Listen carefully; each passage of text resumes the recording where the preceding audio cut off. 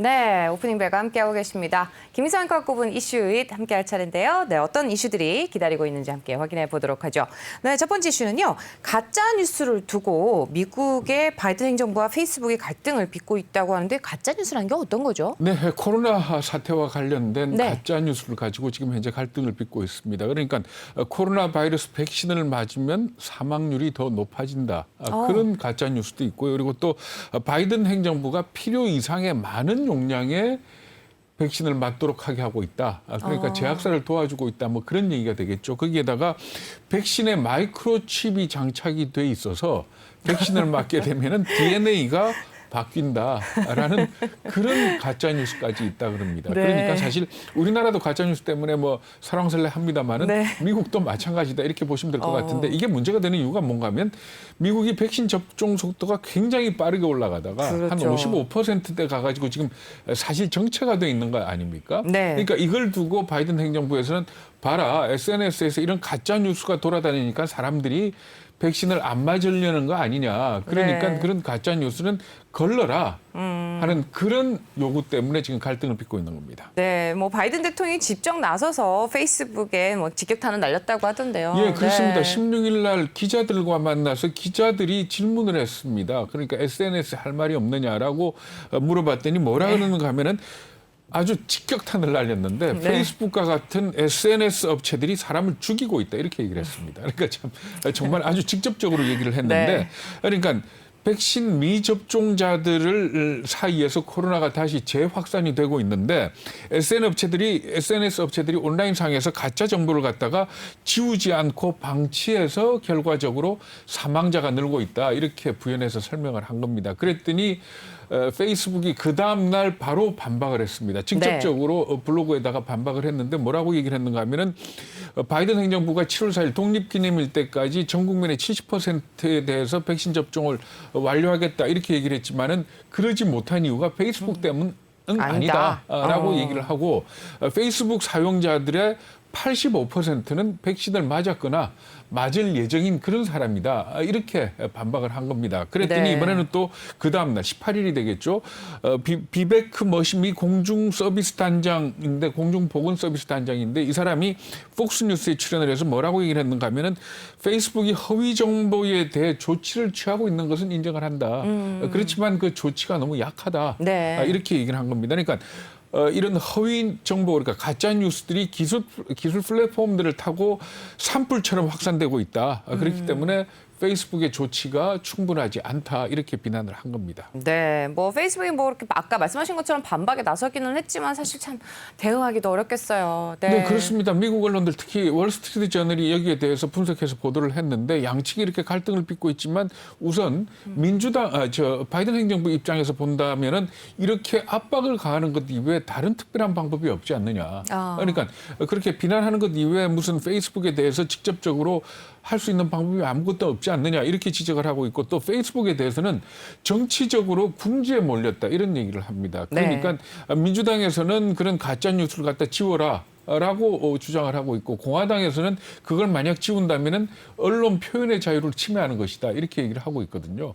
그렇기 때문에 사실 이 문제는 미국만의 문제가 아니고 우리도 꼭 같지 않습니까? 네. 사실 권력을 가진 쪽에서는 마음에 안 드는 뉴스들 좀 지워달라라는 거고 그렇죠. 또 반대에서는 이건 결국은 언론 표현의 자유다라고 얘기를 하는데 너무 심각한 말하자면 가짜 뉴스. 누가 들어봐도 이거는 정말 백신을 맞아서 DNA가 변형된다는 식의 이런 가짜 뉴스에 대해서는 좀 말하자면 뭔가 합리적인 어떤 기준이 마련돼야 되는 거는 미국뿐만이 아니고 우리도 마찬가지다 이렇게 봐야 될 겁니다. 맞습니다. 네, 첫 번째 이슈 말씀 들어봤고요. 또 이어서 두 번째 이슈도 좀 확인을 해보도록 하죠. 네, 두 번째 이슈는요. 이번에는 미중 간의 갈등에 관한 소식인데요.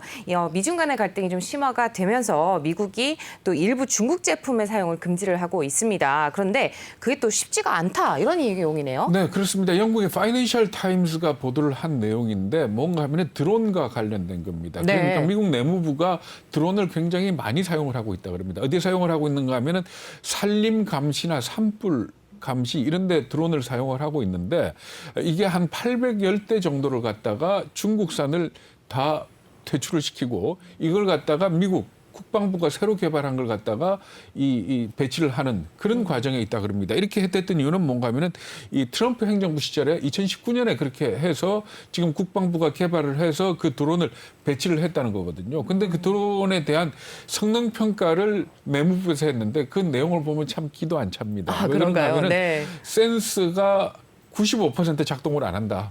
아고. 라고 네. 얘기를 하고 있고요. 네. 그리고 또 이 내무부가 요구하는 그 어떤 임무 조건이 있는데 네. 그 임무 조건에 20%밖에 충족하지 않는다라는 그런 지적이 있는 겁니다. 네. 여기에다가 특히 더 재밌는 건 뭔가 하면 가격이 얼마나 올랐는가 하면은 중국산 드론을 사용할 때보다 8배에서 14배가 올랐다. 저런. 이렇게 네. 얘기를 하고 있는 겁니다. 그러니까 가격은 올랐지만 말하자면 성능은 제대로 발휘를 못하고 있다. 네. 이 얘기를 갖다가 내무부가 내부 보고서에서 직접적으로 언급을 했던 겁니다. 아, 뭐 그렇지만 또 바이든 행정부도 사실 통신을 비롯해서 뭐 드론 같은 제품 뭐 중국산은 사용하지 않겠다 이런 의지가 분명하다 이렇게 보는 게 맞겠죠? 네, 그렇습니다. 그러니까 이 파이낸셜 타임스가 내무부 쪽에다 미 내무부 쪽에다가 질의를 했더니 여기에 대해서 노 코멘트를 했다 그럽니다. 그러니까 사실은 이게 맞는다는 네. 얘기가 되겠죠. 네. 그러면서 더 취재를 해봤더니 이걸 만든 데가 국방부입니다.